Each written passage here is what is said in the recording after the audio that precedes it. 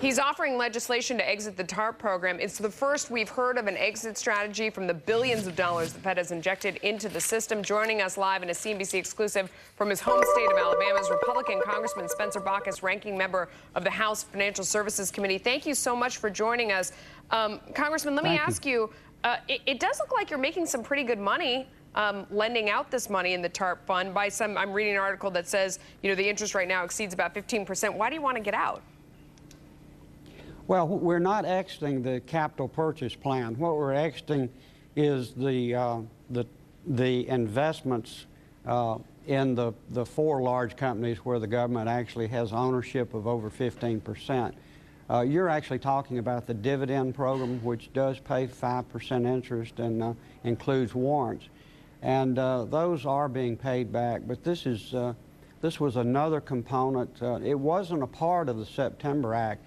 If you recall, after that, the Fed and the Treasury injected billions of dollars into AIG, General Motors, and it is those companies that we're addressing. Fed, Fran, AIG, GM, you got Citi, you got Bank of America. Mr. Bachus, how do you do this? Right.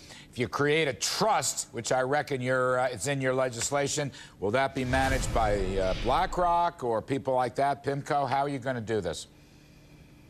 No, it will be three independent trustees which will have no connection with each other. They have to have professional management abilities, probably be former CEOs. And, the timeline will be December 2011, so we get an orderly exit. But I think what it does, Larry, more than anything else, it ends the political interference that we've all seen. Probably it's reached its absurdity with General Motors. Yeah, what has the reception been like for your plan so far? Well, we have a bipartisan plan. In fact, in the Senate, Senator Warner, Senator Corker of Tennessee. But how about the companies? We have. Oh, what is there? I'm sorry. I believe by and large they want an orderly exit, and they really don't want micromanagement from government, and really, I don't think they can successfully recover and pay the government back if the government is going to try to run their business and dictate their business plan. Spence, you see the lead article in the Wall Street Journal and elsewhere. Bankers face sweeping curbs on pay. Is that the kind of intervention by government that troubles you? Yeah, Larry, you start with a problem, and the problem was that we all know that there were compensation packages that created incentives for executives to take outsized risk. Having said that, why are we abandoning really a model that's worked for America? We've got the largest economy in the world. It's over 3 times larger than the Japanese economy, and we didn't get that by government management or government micromanaging companies setting compensation. You talk to high school students, you ask them what's the biggest economy in the world, they'll tell you China. It's the United States. I don't think we appreciate what our free market system has done, our capitalistic system. It seems as if we're running away from what's made us great, and that was individual initiative, private ownership, and competition. Not government control, not government management, not a collective society or a so-called utopian society. I just want to hone in on Fannie and Freddie. Your thoughts on that? It's part of your action, part of the co-sponsorship, what to do about it? I have not heard any whisper in Washington about an exit strategy for Fannie and Fred. Well, Larry, there is one piece of legislation that actually has that in it, and it is a Republican House plan that we introduced about 3 months ago. And we would privatize those companies and make sure that in the future there was no implied government guarantee.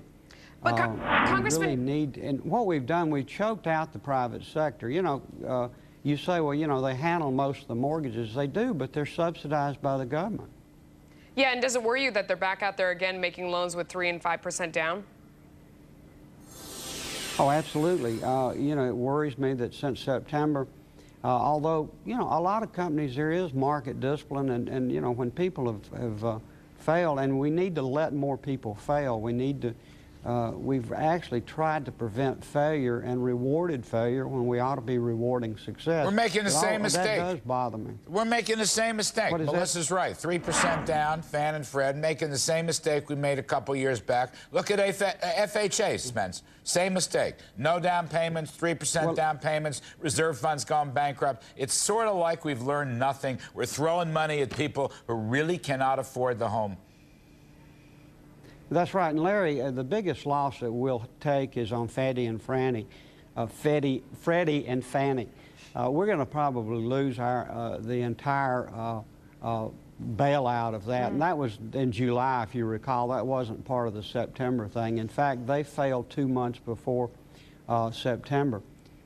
You know, another thing that you need to pay attention to, and I think you have, is there's been all this emphasis on Lehman and that they failed. Well, you know, AIG was bailed out. You know, there was not a lot of discussion this week about all the companies that we bailed out.